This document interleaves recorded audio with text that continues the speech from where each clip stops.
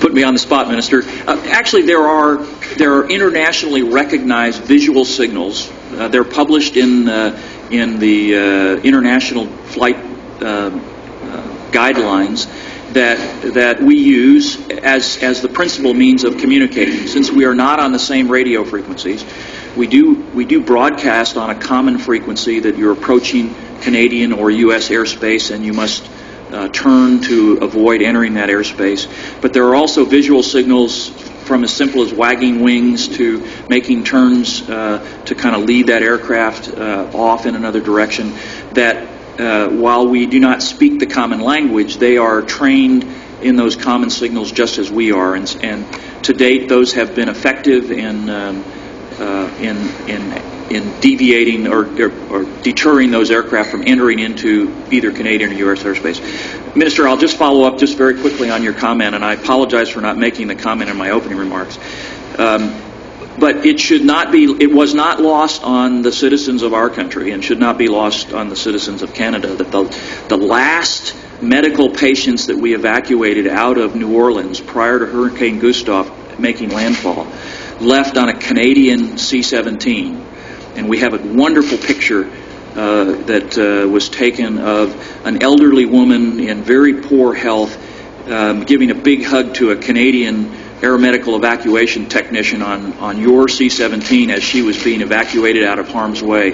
And that is a great depiction of the partnership that we have built, not just in the NORAD world, but in the area of assistance during disasters. And we were really proud to have that support.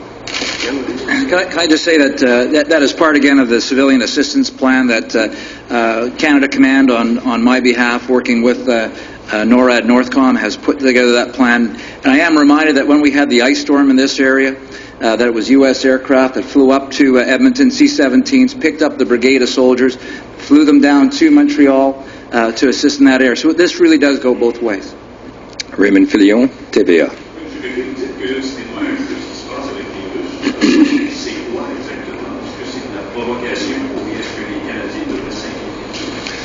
C'est une bonne question. C'est difficile de dire. Je crois que c'est un autre signal à la Russe, à leur return, la capacité militaire peut-être. Je crois que c'est un exemple des efforts des Russes d'avoir une démonstration de capacité militaire peut-être.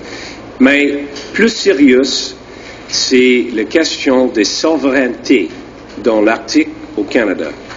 Donc c'est nécessaire pour nous d'avoir la vigilance et les efforts d'avoir une présence vraie dans l'Arctique, dans tout l'espace, l'air spatial, le terrain, sur la marine, d'avoir une présence très vraie et en même temps d'avoir la capacité vraie.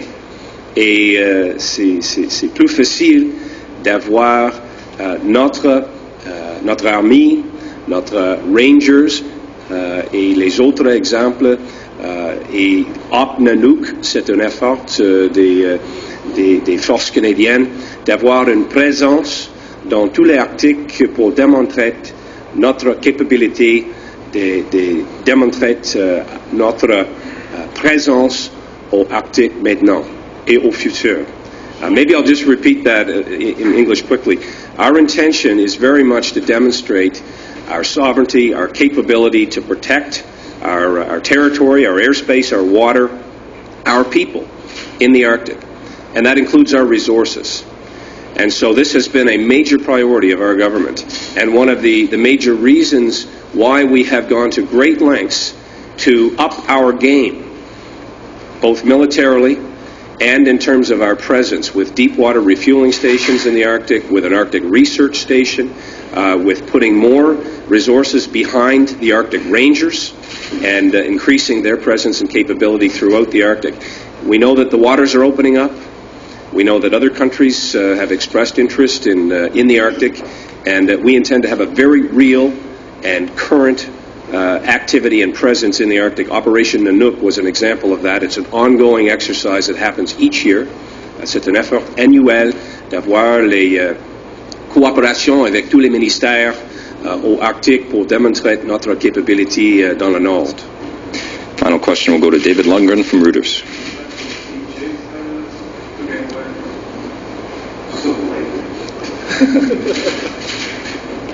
Question of, sorry, I'm going to quick many questions. We're saying that this plane approached within 24 hours before. 24 hours before, that's correct. My question is, was there any link? Or is it just going to be, the Russians cannot not have been aware that the president was coming? No, clearly it was a well-kept secret that President Obama was coming to Canada. It's difficult to say whether this was a coincidence or it was an effort on the part of the Russians to simply perhaps be up to some mischief or cause a bit of a diversion. Clearly, it's a coincidence that it happened at a time when, our security focus would be Ottawa. It's not to say that our resources were stretched or put to the test in any way, because we had ample capability during that time, as we have in previous visits, as we have on previous occasions when we've hosted summits or when there has been international events. Canada's ready. Canada will always be able to meet any encroachment, and with this partnership in NORAD, that only enhances our capability to conduct that type of response. But I'm not going to stand here and accuse the Russians of having deliberately done this during the presidential visit. But it was a strong coincidence, which we met with a presence, as we always do, of F-18 fighter planes and very world-class pilots that know their business and send a strong signal that they should back off and stay out of our airspace.